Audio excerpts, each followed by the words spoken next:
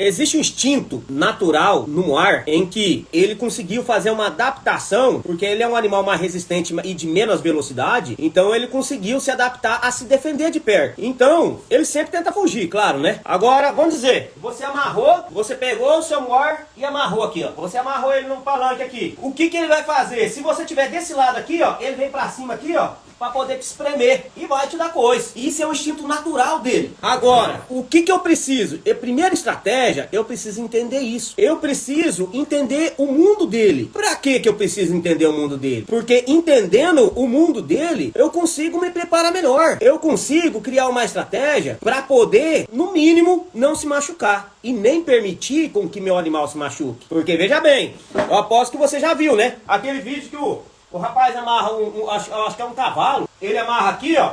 E o cavalo tá assim, ó. E ele vem chegar no cavalo. O cavalo espreme ele aqui, ó. E rebenta ele no pé. Você já viu esse vídeo? Agora, se eu entendo um negócio desse, se eu entendo que aquilo ali é uma zona de risco, eu não vou entrar. No mínimo, eu vou criar uma estratégia para poder chegar ali, não vou fazer de qualquer forma. Ou então se eu vou estar chegando e meu animal ameaça para mim, opa, vamos dar um pé atrás e vamos fazer de novo, de uma forma diferente. Então a primeira coisa, a primeira estratégia é eu entender o mundo do meu animal que eu tô mexendo. Eu consegui entender a personalidade dele, eu consegui entender quais pode ser a reação através do comportamento dele. E o porquê que ele se comporta. Ah não, o animal fez isso, eu tenho que cobrir na pancada. Claro que não, rapaz, isso daí é algo natural do animal. Isso daí é natural para ele. Porque, veja bem, analisa só isso daqui comigo.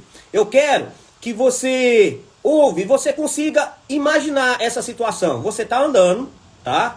Você tá andando num pasto, beirando uma mata, e você vê um negócio lá beirando. Você tá de a pé, e você viu um negócio lá escuro.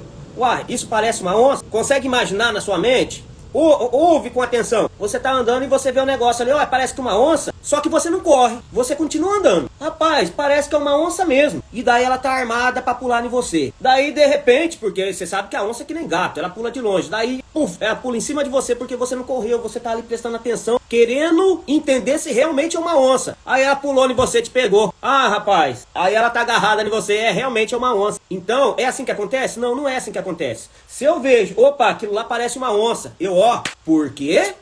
Porque é um caso, é um risco de vida. Eu corro um risco de vida. Então eu não vou ficar analisando se realmente é uma onça ou não. Eu já, e o meu animal, o meu moar, a minha mula, o meu burro, é a mesma coisa. Tudo que pra ele é novidade, é como se ele estivesse vendo uma onça preparada a dar o bote. Ele não vai esperar não. Ele vai, vazar. Só que se não tem como vazar, ele vai se defender. Porque é risco de vida.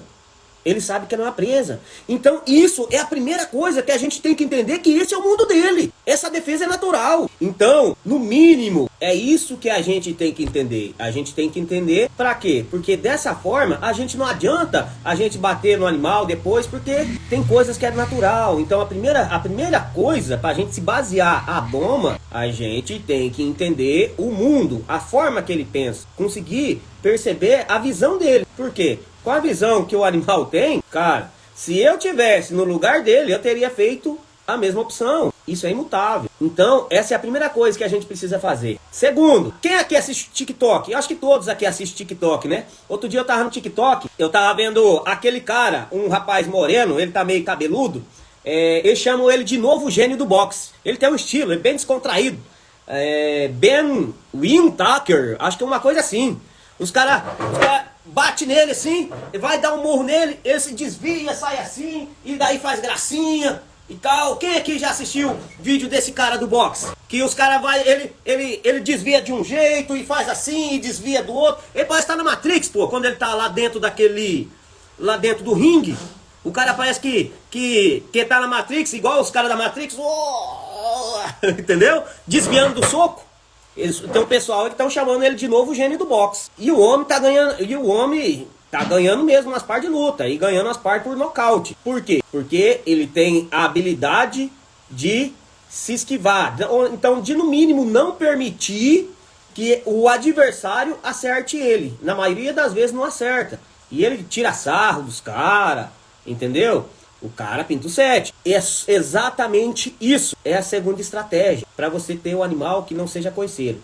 Você colocar um limite não total, um limite parcial, aonde que ele não consiga te acertar, aonde que ele não consiga te machucar, aonde que ele também não se machuque. Existe todo um processo. Eu cheguei nesse processo trabalhando dessa forma. Você sabe por quê? Porque eu, por natureza, eu sou medroso demais. Então, gente, a gente tem medo de coice. Então, eu aprendi uma estratégia e depois, em cima dessa estratégia, eu desenvolvi algo aonde que acontece de fazer igual desse cara do boxe que eu estou falando. Eu ponho o limite, mas não total, mas de uma forma tal que o animal não me acerta. Teve um momento, tá, que eu estava tão confiante no meu trabalho, e eu acabei, sabe, fazendo o quê?